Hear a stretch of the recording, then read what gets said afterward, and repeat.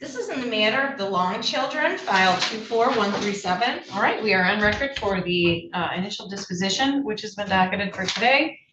We are on YouTube, so if you can avoid using the children's names directly, that would be good. We have the names of our participants, please. Good morning, Judge Nicole Underwood, lawyer guardian ad litem for the minor children. Good morning, Trey Tipton. Appearing on behalf of the Department of Health and Human Services, Your Honor, and I consent to Zoom. Thank you for allowing me to appear via Zoom today. Sure, I don't know if you're ready. Good morning, Leslie Conrad, Fostering Solutions, Foster Care Supervisor. Good morning, Your Honor. Brandy Thompson with and on behalf of respondent mother, Robin Hardy, who is also present and seated to my right. Robin Hardy. Catherine Dumont for father, Tyler Long. Tyler Long. Very good. All right, let's go to Ms. Underwood for her report. Your Honor, I did provide a short report at the pretrial about a week ago. It will be the same as I have not seen the children within the last week. Would you still like me to reiterate that report? Have you been able to review the court report? Has that contributed anything to your work in addition to your visit or not? Your Honor, I was able to review the court report prior to visiting with the children last. Again, it was just over a week ago. So nothing has changed, or there's no updates I would have to provide at this time, but I'm happy to provide another report of the last time I did see the children. Why don't you go ahead? I appreciate it. Sure. I was, excuse me, able to briefly meet with both children. It was virtual, but they were with grandma, and the oldest child had gotten out of school that day, and she was excited and happy that she was able to get to meet with her cousins later on the day at a fun place in Ann Arbor. And so she was looking forward to that and talking to me about that. She seems to be doing well. I think that the therapy that she's been attending has been helpful for her, and just having somebody to talk to about all of the changes that are happening in her life. But overall, she's doing much better than the time that I had seen her before. I also got to see the younger child, the baby, and he was all smiles and happy. He was seemed very content. He looked healthy. He seems to be meeting all of his milestones and doing well from all of the reports I've seen from the medical reports lately. And both of the children's needs are being met in their current placement. And neither child is old enough to express any preference at this time. Thank you. Yeah. All right, so I was just passed in a proposed case services plan, but it does not have signatures on it. We do have a fully signed copy here. Okay. I can file across the hall when we're done, or can present to you now. Well, we would need it for today's hearing, because if it is approved by all the parties, then it'll become part of our court order. So that means you can pass me that one. I'll just go on this one. Okay, I was gonna trade that one back, but If you want it, you can have it. Thank you. So, Mr. Tipton, as you head into your questioning and witness presentation, I do just want to review that I have the court report. I have a DHS 69. I have some information from back in October that appears to relate to Native American Heritage Search. I have some drug test results and some other exhibits, all just floating in the file. So if you could, as you navigate your presentation, let me know which ones, and all of us really know which ones that you're asking to be part of the file versus just what was there in anticipation of trial. Okay. Thank you. Can I call Ms. I'd like to call Ms. Conrad for some testimony. Thank you, Ms. Conrad. Come on up to the witness stand. you swear or affirm to tell the truth, the whole truth, nothing but the truth, so help you God? I do.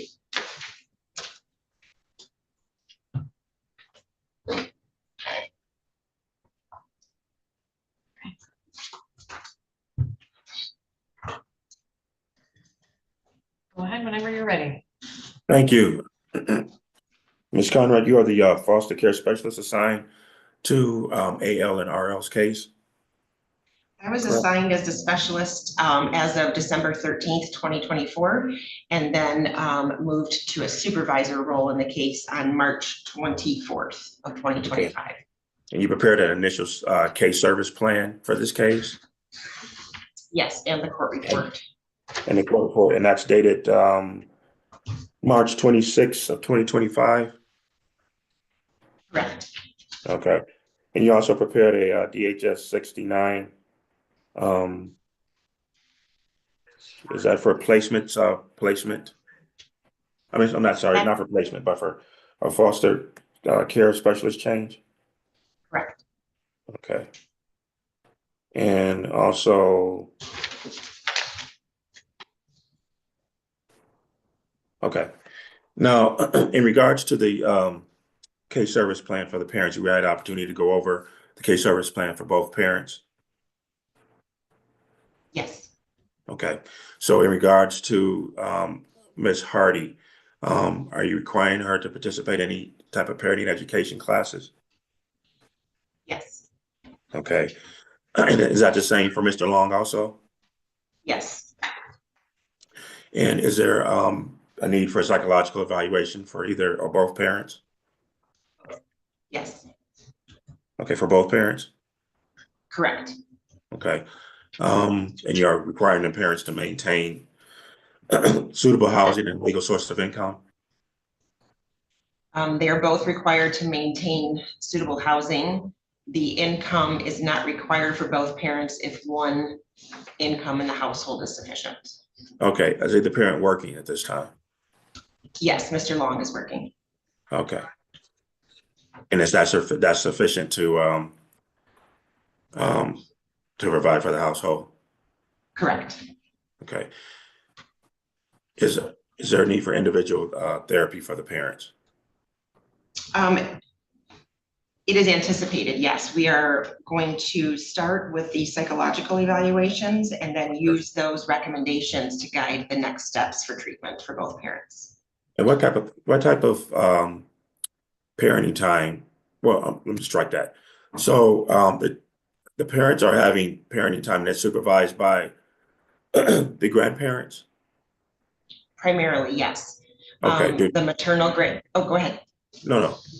It's Maternal grandparents, I'm sorry, maternal grandparents supervise the bulk of the 4 times per week visitations.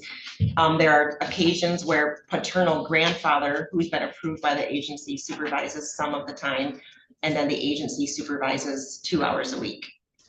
And you're asking that continue? Correct. Okay. Are you asking for any discretion for unsupervised parenting time? We would not be opposed to being granted discretion Okay. to consider it in the future. And how are the children doing in their placement? The children are adjusting well. There is obviously there has been some emotional distress in AL, especially because she is older, in being separated from her family and not being able to reside in her home. But she's adjusting well as far as establishing a routine in her grandparents' home. She does well in school. Her teacher has very positive reports to provide. Both children have a predictable eating and sleeping pattern. The youngest child, the infant RL, is steadily gaining weight and meeting new developmental milestones as he should be. Okay, great. And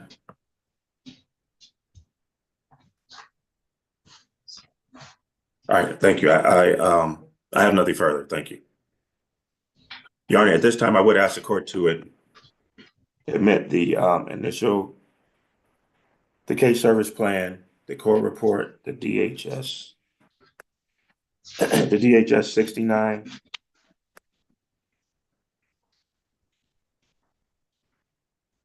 And that's all I have. Thank you. All right, Mr. Tipton, do you have anything in your records about? And I just discovered that this has been happening relatively recently, but apparently we've had some, and I don't even think it was you, Ms. Conrad. I think it was probably from the department that was just filing things. at the clerk's office, and the clerk's office was just receiving them, but I don't know if these were circulated to any of the attorneys or what was happening with it, but in this case specifically, there was apparently a Native American heritage search submitted. And the documentation that the 5598 inquiry was sent to the BIA, and that was submitted October 28th, 2024. And frankly, I have no idea why it's just now floating in my file for this morning, other than maybe these were just some things that had been consolidated. But do you have anything in your records about Native American heritage search or whether or not that was completed? I know that Ms. Trout had completed the Native American heritage search, and she had submitted those documents, and that was part of the initial filing for the in-home jurisdiction for this case back in October. And I'm not sure, and I apologize to the court, I'm not sure if I asked that those documents be admitted, because all the parties at that time, I believe with the exception of Ms. Thompson, had received those inquiries.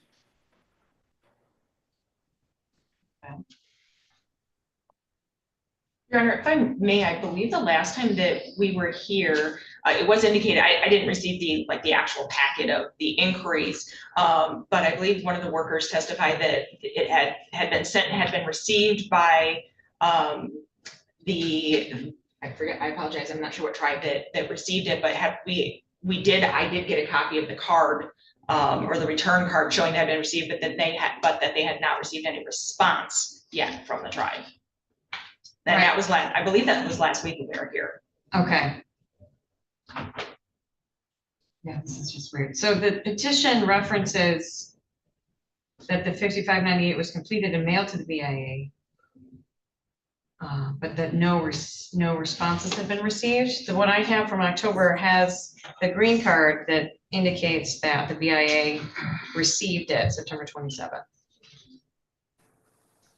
I don't know that there's, Ms. Conrad, do you know if any other tribes were indicated for inquiry based on the BIA? There were none, and there has been no formal response received.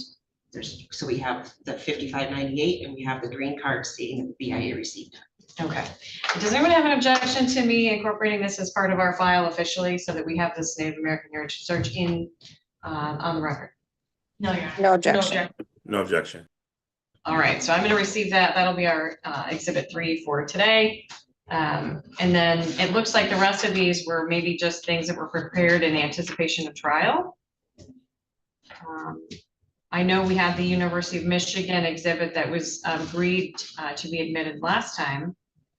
But I also have some forensic fluids tests from November, as well as, yeah, I think just another copy of those. So should I just disregard those documents? Yeah, I would have no objection if the court did that.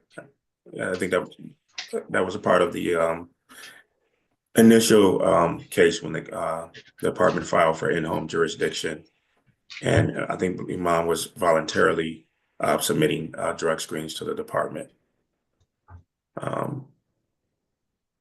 But I would have no objection to the court discarding those. Yeah, we have a record of submitting clean drug screens for the foster care specialist. All right, so your impression is that these were attachments to the original filing back in September? Yes, Your Honor, I believe so, because yes. Because Right, initially, I'm sorry.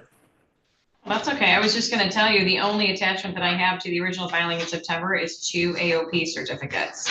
And then the only attachment to the amended petition that was filed was that, and actually there's no, in December, there's no attachments to the petition itself, but there's a reference to a Native American heritage inquiry that should have been attached, but there was no attachment. So wherever the mix-up happened, I just think you should be aware of that, what's in the official legal file, in case you need to have a look at that to make sure it reflects accurately what it was supposed to and what was circulated, frankly. Yes, well, I have no, again, I don't believe that well, the drug screen shouldn't have been filed with the court because there was an initial agreement in the initial petition that if mom submitted a certain number of drug screens, then we would withdraw our petition for the in-home jurisdiction.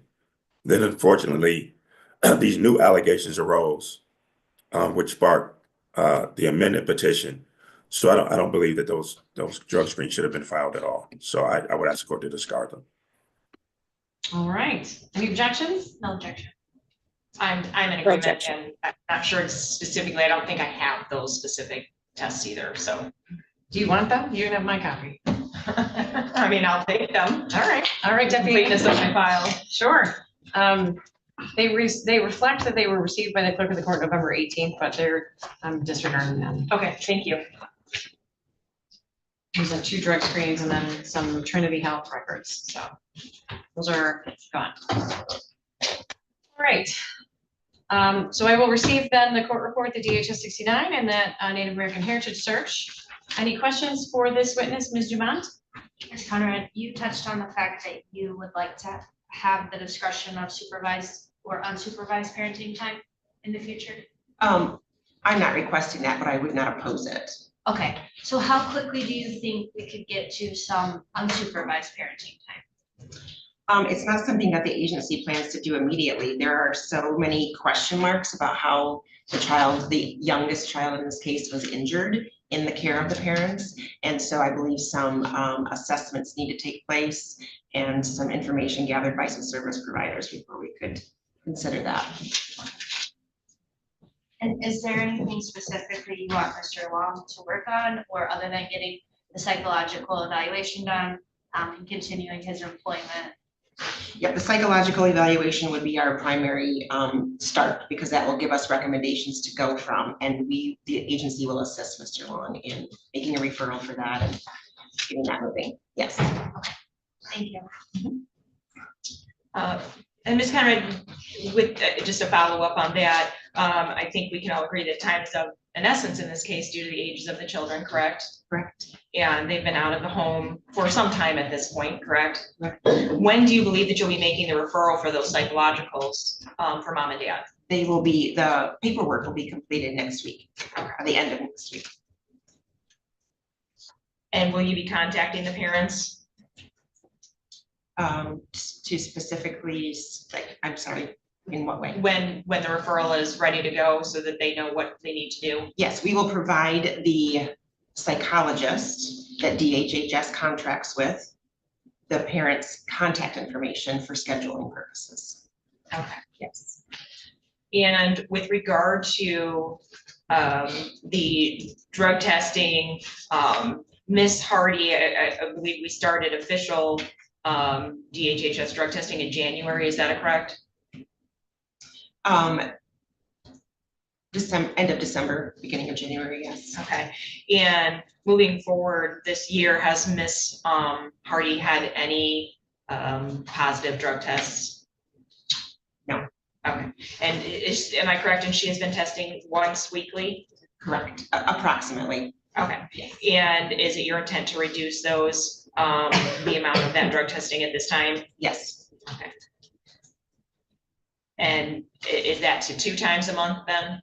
correct. And then there will be a monitoring of those results for a short period of time. And if they continue to remain negative, we'll go to once a month. Okay, and Ms. Hardy has indicated that she actually is testing today, correct?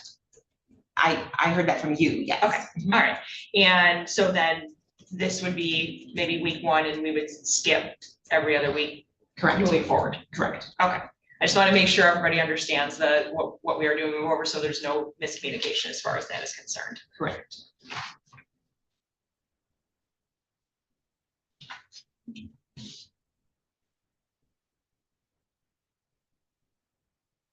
I don't have any further questions for today. Any questions, Ms. Underwood? Good morning, Ms. Conrad. Good morning. Do you believe that the case service plan that has been signed by the parties in the department adequately addresses the needs for this family? I do. It will be a document that changes as some major assessments are completed and we gain recommendations from specialists. Then those recommendations will be filtered into subsequent case service plans. But to start with, we do feel that this is adequate for this family. And do you believe that the case services plan is in the best interest of the minor children? Yes. Thank you. I have no further questions. All right, any redirect, Mr. Tipton? No, Your Honor, thank you. Okay, thank you for your testimony. Your Honor, I apologize. Is it okay if I just ask one more question? Yes, go ahead. And it just slipped my mind. Ms. Conrad, you and I have had a discussion regarding Ms. Hardy's, the concern over Ms. Hardy's maybe level of reading comprehension. Correct. And we've discussed that in the context of this psychological that's going to be coming, correct? Correct. And it's your intent to notify the psychologist or whoever is going to be administering psychological that Ms. Hardy may need some extra time, may need some accommodations, so that she's able to complete that test appropriately, correct? Correct. All right, I just want to make sure that everybody knew that that was going to be taken care of.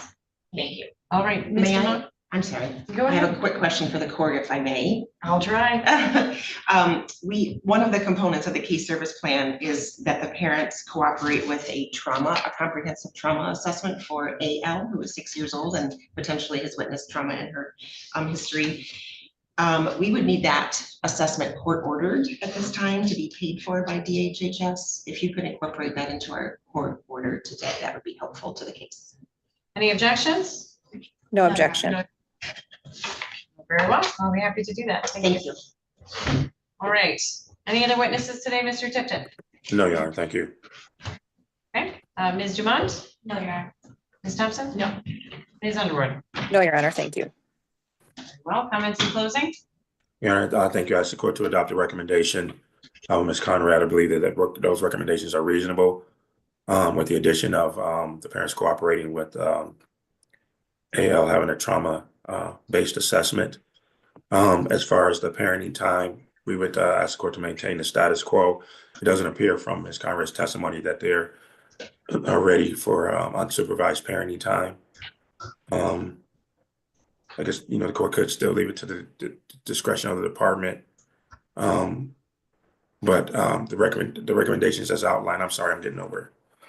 The recommendations as outlined, Your Honor, we ask the court to adopt and we believe they're reasonable, and we ask the court to find that the department has made reasonable efforts to preserve and reunify the family, and the permanency goal remains reunification. Thank you.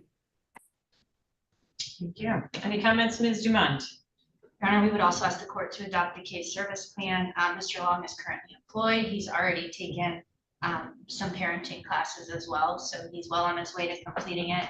And he'll comply with what's required of him to get his children back as quickly as possible. And we have no objection to the goal of reunification.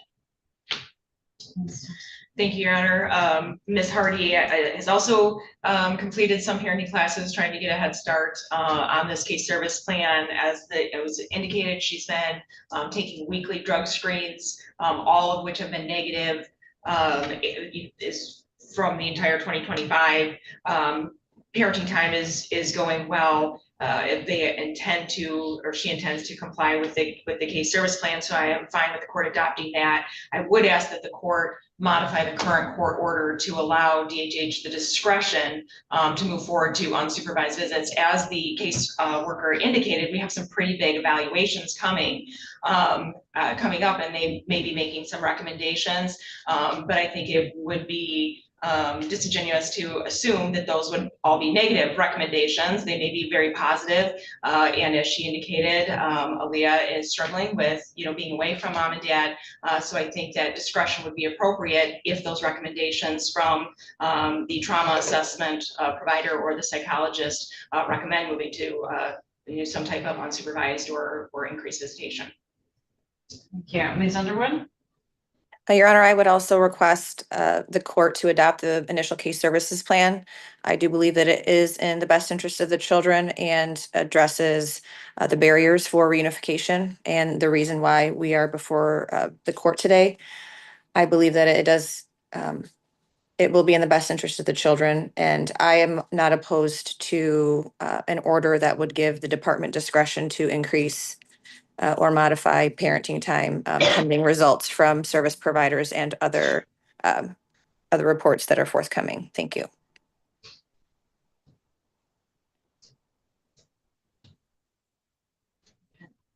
All right, well, the court finds all interested parties are given notice for purposes of today's initial disposition. The case services plan does appear to accurately reflect the services necessary for these two parents to overcome the barriers for purposes of reunification with the children in this case.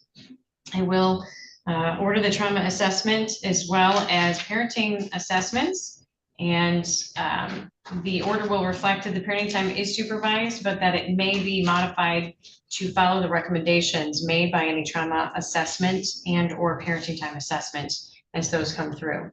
I would just ask our new caseworker to make sure that that's noted in the court report. If that is received and parenting time is modified, we're gonna need to know that that's happening.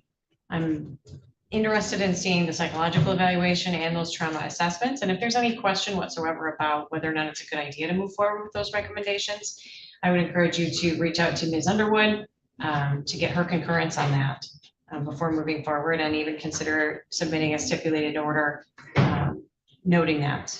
And I just do that understanding that that there were some serious issues noted in the petition in this case. And I appreciate that the parents are willing to undertake some parenting education around these things, and look forward to ensuring that both children are safe in the future and able to stay with parents that are also safe and healthy. But I can, in good faith, just say, go ahead and do it, understanding that there is some significant risk associated with allowing unsupervised parenting time that could include not just neglect, but also potentially physical abuse. So I'll look for the department to be very vigilant on that point. And again, feel free to move into contacting the attorneys as well as Ms. Underwood on an FDM. In fact, I think I just talked myself into that on the record. Before you expand to unsupervised parenting time, get those recommendations and conduct an FDM, inviting all of the attorneys, including the guardian ad litem, to be part of that before you move on it. So that's what's going to go in the order, which will keep everybody in the loop. And I trust our attorneys and our guardian ad litem to make the right decisions on those points. And that will also allow the department to have open lines of communication with the attorneys during the process to ensure against any vitriol that decision may have otherwise engendered without those perspectives. All right, the children are placed with a relative. That is the safest and least restrictive under the circumstances, as the parents begin assessments and services to overcome the barriers preventing a return at this point. I'm glad, again, to see that they've already started some of those services, and I look forward to, again, those assessments and developments. And in the meantime, between now and our next report period, they will remain with those relatives, and I look forward to the reports.